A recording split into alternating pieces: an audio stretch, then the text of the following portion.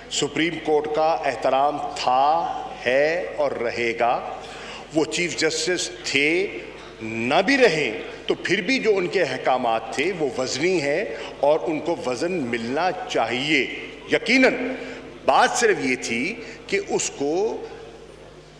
कहा गया था कि रिटन ऑर्डर आ रहा है और हमने उसको एग्जामिन करने की मोहलत मांगी है, इनकार नहीं किया, मोहलत मांगी है। और उसके बाद आप को इंशाल्लाह हो सकता है जो आप ख्वाहिश कर रहे हैं उस पे आपको आपकी तशरीकी दूर हो जाए, तशरीकी दूर हो जाए, पर एग्जामिन करने का मौका तो दीजिए। अब आपने कहा कि पहले कर लिया, मैं बिल्कुल कहूँगा पहले भी अगर मेरी राय में उजलत से काम नहीं लेना चाहिए था,